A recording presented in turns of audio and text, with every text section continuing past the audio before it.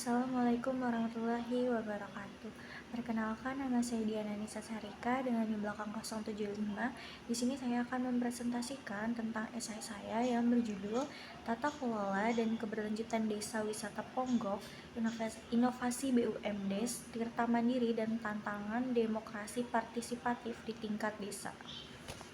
Dimulai dari pendahuluan, di mana Desa Ponggok di Kecamatan Polan Harjo, Kabupaten Klaten itu menjadi contoh dari keberhasilan desa dalam mengelola potensi lokal secara mandiri melalui BUMDes Tirta Mandiri, di mana desa ini sendiri itu dikenal dengan wisata airnya yaitu Umbul Ponggok yang telah berhasil diubah dari sumber air alami biasa menjadi objek wisata modern yang mendatangkan keuntungan ekonomi yang signifikan bagi masyarakat setempat. Nah, keberhasilan tersebut itu menarik perhatian banyak pihak karena telah mampu membuktikan bahwa desa itu dapat menjadi pusat inovasi dan juga kemandirian ekonomi. Nah, kasus ini tuh relevan dengan permasalahan pemerintahan desa, khususnya dalam konteks tata kelola, partisipasi masyarakat, dan keberlanjutan pembangunan. Nah, seiring dengan meningkatnya popularitas wisata Umbul Ponggok ini, muncullah tantangan baru terkait dengan pengelolaan lingkungannya, terus pemerataan manfaat ekonominya, dan bagaimana pemerintah desa itu menjaga prinsip demokrasi partisipatif dalam proses pembangunannya. Nah, oleh karena itu penting juga nih untuk melihat bagaimana praktik tata kelola desa Ponggok itu sendiri tidak hanya berorientasi pada peningkatan pendapatan desanya saja, tetapi juga pada pembangunan yang inklusif, terus juga berkelanjutan. Nah, pemerintah desa ini tuh dituntut untuk mampu menyeimbangkan antara kepentingan ekonomi, terus juga kelestarian lingkungan dan kesejahteraan sosial masyarakat. Selain itu juga partisipasi warga itu menjadi aspek yang krusial dalam memastikan bahwa setiap kebijakan dan kegiatan BUMDes ini tuh benar-benar mencerminkan kebutuhan dan juga aspirasi masyarakat desa tersebut. Selanjutnya ada kerangka teori. Yang pertama itu teori demokrasi lokal dan pemerintahan partisipatif menurut Sutoro Eko, di mana menurut Sutoro Eko sendiri, demokrasi lokal dan pemerintahan partisipatif itu merupakan fondasi utama dalam membangun desa yang mandiri dan juga berdaya, di mana dia ini menekankan bahwa desa itu tidak boleh hanya menjadi objek pembangunan dari atas saja, tetapi juga harus menjadi subjek yang membangun dirinya sendiri melalui kekuatan sosial, ekonomi, dan budaya yang dimiliki masyarakat desa tersebut.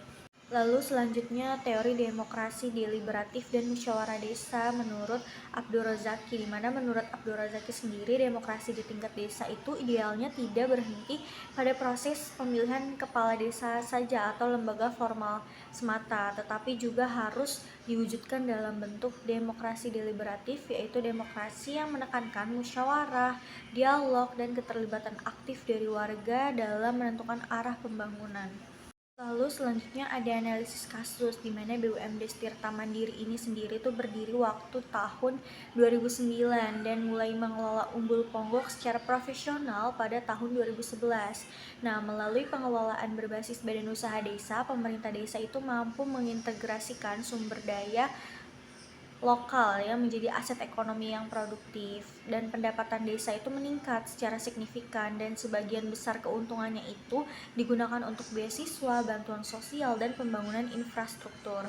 Nah, keberhasilan ini tuh menunjukkan adanya praktik tata kelola yang inovatif, transparansi keuangan, dan profesionalisme manajemen, dan keterlibatan masyarakat dalam kegiatan wisata dan juga UMKM lokal.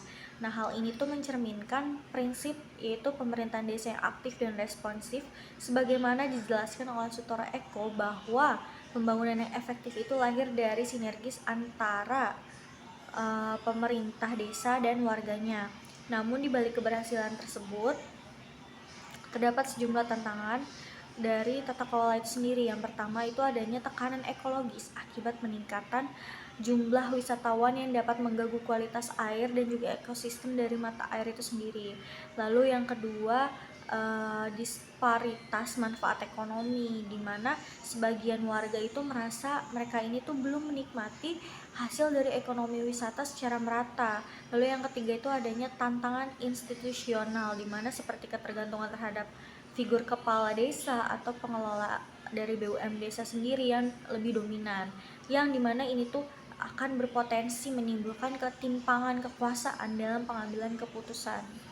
Lalu selanjutnya ada refleksi dan rekomendasi. Jadi keberhasilan Desa Ponggok dalam mengelola potensi wisata melalui BUMDes Tirta Mandiri ini tuh mencerminkan kemampuan desa untuk lebih mandiri, berinovasi, dan juga mengoptimalkan sumber daya lokal. Namun, keberhasilan ini juga menjadi cermin bahwa pembangunan ekonomi itu harus selalu disertai dengan kesadaran terhadap keberlanjutan lingkungan, pemerataan manfaat, dan juga partisipasi dari masyarakatnya.